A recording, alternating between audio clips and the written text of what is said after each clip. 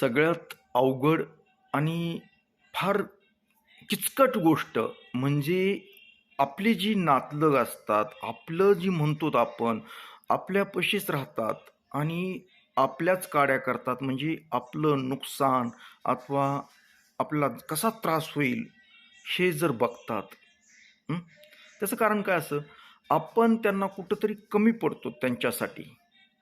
म्हणजे त्यांच्या काही अपेक्षा असतात आपल्याकडून. हं. मग त्यात पैशाचे असतील, काही देण्या-घेण्याचे असतील अथवा त्यांना आपण कमी प्रमाणात आपण देत नसू, असं काहीतरी असू शकतं त्यांच्या मनामध्ये आपल्याबद्दल. म्हणून ती लोकं काय करतात, आपल्यापाशी बसून आपलं सगळं दाखवतात, गोड-गोड बोलतात, सगळं करतात. पण त्यांच्या मनामध्ये आपल्याबद्दल द्वेष असतो आणि ती कळतच नाही.